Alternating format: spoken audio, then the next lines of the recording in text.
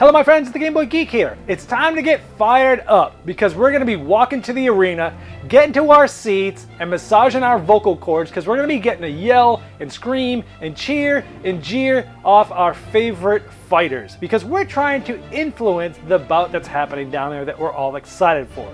Today, we're looking at a Kickstarter preview for a game called Fired Up Eternal Moments from Purple Games. And this is sort of an influential fighting game where you're trying to get not necessarily your guy, but have different things happen that you're predicting. So let me show you how it's played, and I'll see you on the other side.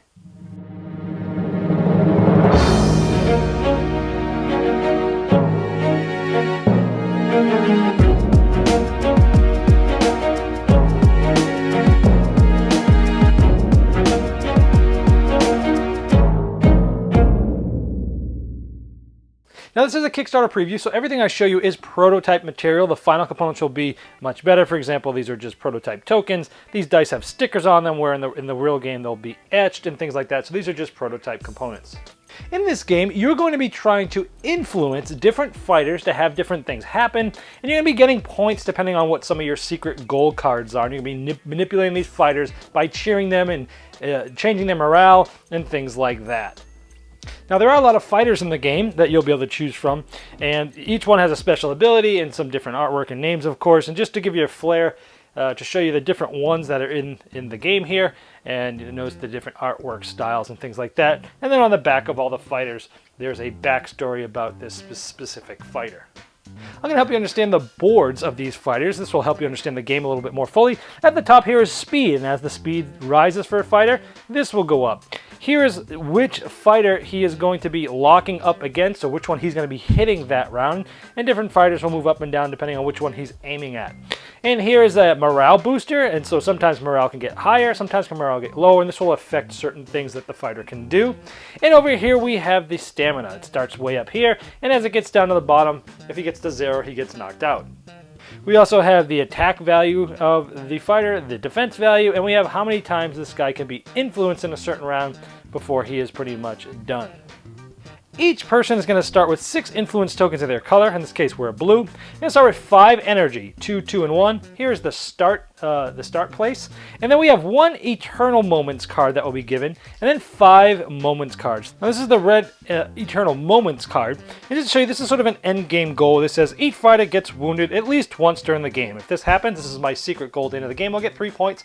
But if I don't think that's going to happen, I can discard this card and get 3 energy. Energy is like currency in the game. Think of it as money in a sort of way.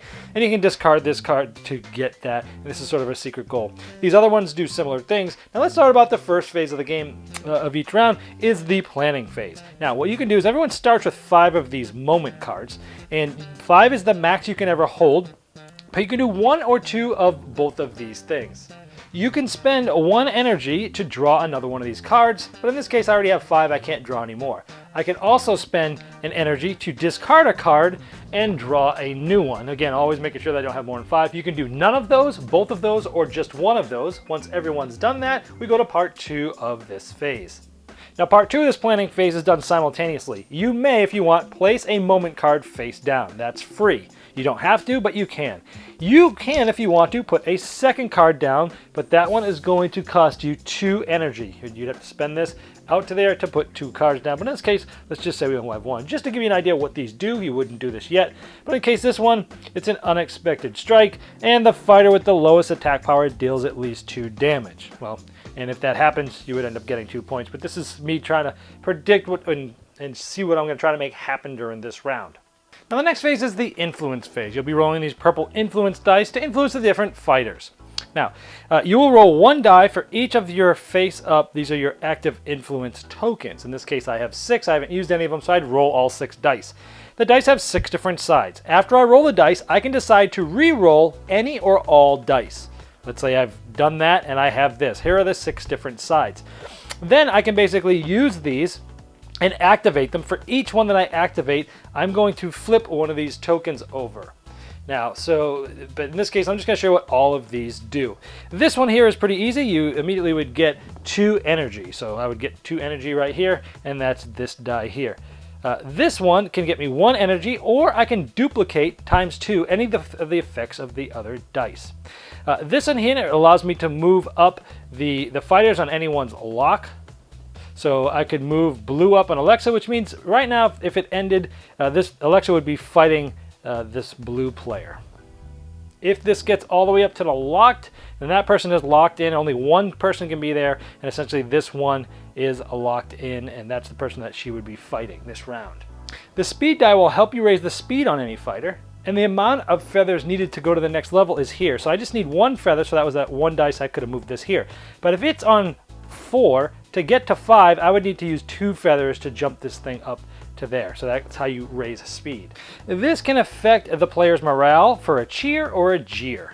So I would take one of my tokens there, flip it over, and put it here if I'm thumbs up if I'm cheering this person, or if I'm jeering or thumbs downing this person, I would put it there. And this will affect the morale that we'll get to in a later phase. And this is power. You can influence and add attack or defense to somebody. And if you're doing it with multiple dice, you can choose to break them up. So let's say I put this person's defense up. Now after I influence a specific fighter, so I basically applied those dice to somebody, essentially I'm going to move this influence marker down, and if this marker ever gets to here this round, that fighter can no longer be influenced. And if I ended up using all of these would get flipped over. But let's say, for example, let's say I ended up using some of them, but I had 3 left, and then that would be the end of my turn. Right now it would go to the next player's turn. And this keeps going. Now when it comes back to my turn, again, I can continue to try to influence. In this case, I have 3 dice left, or I can pass. And in this case, if I passed, I have 3 influence tokens left that I did not use. I would gain 3 of these energy tokens. And of course, if I have none that are left, that meaning they're all flipped over and used, I have to pass, and I would not get any energy tokens. And this phase continues until everybody has passed, or until nobody can influence anybody any further. Next, we move on to the morale resolution stage, and that is tracked here. By default, we have a neutral morale. Over the course of the game, people might get a purple or lower morale, or they might get a nice high morale. Those are the 3 levels. You have high, neutral, and low. So let's say that we have a neutral morale in this case, and let's say over the influence phase, we have 1 or 2 more jeer tokens on the jeer side than the cheer tokens. This means your morale is going to go down 1, meaning if it was high, you would then remove this and now it's neutral. If it was neutral when this happened, it would go from neutral to low. Same thing would happen here. If you had 1 or 2 more tokens on the cheer than the jeer, if it was neutral, he would now become high. If he was high, he would then stay high. And if he was low, if he had low morale at this point, when we look at this, he would go from low up to neutral. Now, if there are 3 more tokens of cheer than jeer, then he automatically becomes high no matter which morale he was in before this state. And same if you had 3 or more tokens that are in the jeer, regardless of what state he was in, he could have been in high morale. He's going to drop all the way down to low morale if there's 3 more tokens. Now, what does this morale actually do?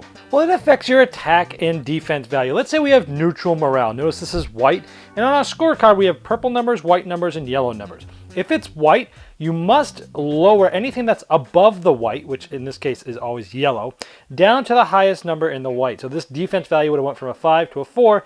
In this case, we had a low attack value. It doesn't move. This only makes it move down. If we had a high, then of course we could now, if we were in the yellow, we could stay there. But if this went from high to here, this would drop down to white. Now, if we were here and it was actually a low morale, notice low morale is purple, we would have to drop down all the way to purple. If you're already in purple, you don't move it up or down, it just stays the same. But if you're above the level of your morale and the color of morale, you move your attack and defense values to the highest level in that color if it needs to be moved down. Next is the battle phase. In each phase, most of the time there's going to be all 3 fighters hitting somebody else. And how this happens is whoever is the fastest is going to hit first. So this Alexa would hit first, and they would essentially fight one of the other fighters, and the one who's higher up in the lock they would fight. In this case, it's blue. We'll show you what happens there.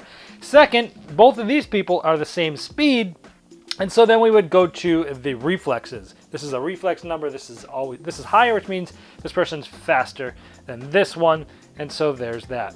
Now this player will fight either red or the pink fighter, and they're tied in a lock. So then it would go to they would hit the slower player, which in this case is this. And if they're both the same speed, whoever has the lower reflexes, they'll hit.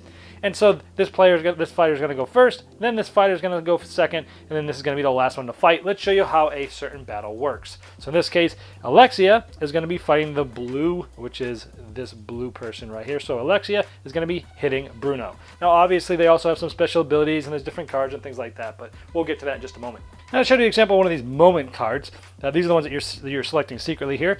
In this case, the fighter with the lowest attack power deals at least 2 damage. Now these are going to be able to be thrown at different times during the battles, depending on the card. And if you're able to flip this over when this thing happens, you'll get 2 points, but you got to spend an energy to get it.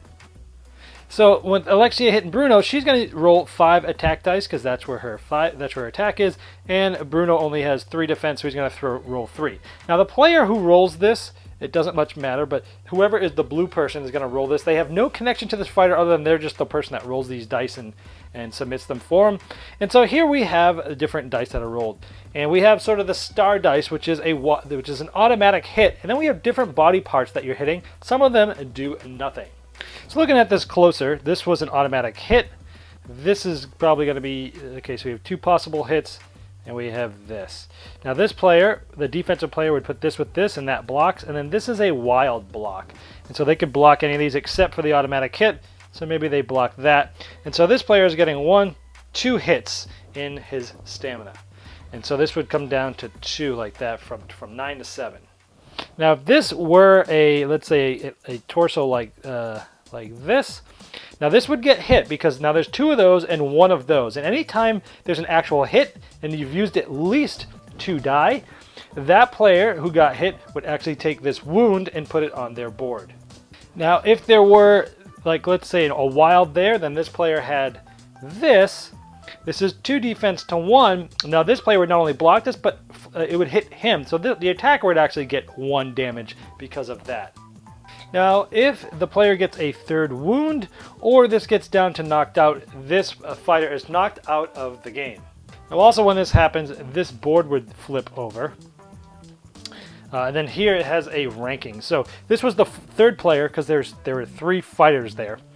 So this player would get a ranking of 3, and this player was knocked out by the red player. So you put that there, that's for end game scoring. And then if they had even 1 wound, even if the wound didn't knock them out, but if when they were knocked out they had 1 wound, we would go there. All the stuff from this player's board would go away, and everybody would have to get rid of 1 of their influence tokens. And you'd go through the other fights in that round, just as we just showed you there. But it is possible for 2 fighters to simultaneously knock each other out, and they'd both follow that knockout procedure. And remember those moment cards, you can play them at different times. For example, one time you can play it is just any time during a fight, which says right there, fight. And basically, you know, the fighter with the lowest attack power deals at least 2 damage. During the fight when this happens, you can spend 1 energy, because that's the energy you spent screaming and yelling to make this happen, and you'll get 2 points towards the end of the game. And here it says start. This is at the beginning or the start of the battle phase. And in this case, the fighters with the highest and lowest speeds have opposite morale. If that's the case at the start of the battle phase, you spend 1 energy because you screamed and yelled to make this happen, and you'll also get 2 points at the end of the game. Now we also talked about those eternal moment cards that you got at the beginning of the game, and I mentioned that there were end game goals, but you can pretty much do them any time. So in this case, 2 knockouts occur in the same battle phase. If that happened at any time during the game, I can flip this, get this for 3 points. Or like, as I mentioned before, you can always discard these for 3 energy if you don't think it's going to happen. Some of these eternal moment cards are really only play at the end of the game, where the last fighter in play has 3 or less stamina left. The last fighter in play has 5 or more stamina left. Now, this game does continue. Now, after this battle phase, we would do a cleanup phase. We get ready for another round. But essentially, this will continue until there's only 1 fighter left, and that will trigger the end game condition. And then we look and score a lot of points. You'll score points for all of the completed moment and eternal moment cards that you've got. If you completed all of your blue moment cards, you would get an additional 2 points. You'd get 1 point for each fighter that was knocked out by the person from your colony. So if I was the player with the red tokens and from the red colony, I would get a point for every player that person knocked out. You'd also get points depending on where the player from your colony was ranked. 3 points if he was first, 2, and 1 if he was third, and 0 if he's later. So the blue player would have gotten 1 point here because he was in third place. At that point, whoever has the most points is the winner. If it's tied, then it's whoever has the most completed moment cards. And if it's still tied, whoever has the most energy. And that's how you play Fired Up Eternal Moments. Now, after you've played the game, there's an advanced variant. There's these things called shout tiles, where 4 of them come out each round, and people can buy them during the influence phase, spend a certain amount of energy, and get a special ability right there, like increase the speed of your chosen fighter by 1 spot. Swap the influence tokens between the cheer and jeer zone on the chosen fighter of your choice. Decrease the defensive power of your chosen fighter by 1. Remove 1 influence token from the morale zone of your chosen fighter. So these help you sort of break the rules of the game by spending energy, and adds a little bit more strategy to the game. And there you have Fired Up Eternal Moments. I hope this overview gave you a feel for what the game is about, the mechanisms of the game, and whether it's right for you. I think this game is really going to shine for those who like that combat, who love looking at the attack values, the defense values, changing speed, trying to get your guy up to be the first one to attack, trying to get people's stamina down. But in addition to that, people that also like hidden goals, secret cards, you're manipulating cards in your hand, you're putting cards down, you're not letting other people see what you're up to, you're trying to manipulate things without them knowing what you're up to, you're trying to guess what they might be trying to accomplish. And so there's a guessing aspect of trying to figure out what your opponents are doing, and massaging those different cards, and trying to get different attack values, messing with people's morales. And so people that like those types of games, I think this is really going to shine with. Now, I think this reminded me of a small game called Cheaty Mages that came out from AEG a few years ago, where you're trying to influence fighters, and I liked that. And it was really small, but it was very simple. It was a very quick game, where this is a more involved, deeper strategy. Now, it does have strategy and luck, both sort of balanced here in this game, but it reminded me of that. But this one is a deeper, more full experience as a full board game. Now, this game also won the 6th annual Greek board game designing contest in 2015 under the name Nothriva. And so if this is interesting to you, I'm sure the people at Purple Games would love your support. And if so, just click the link below me in the description of this video, and you'll be brought right to the Kickstarter page, because this game is live right now.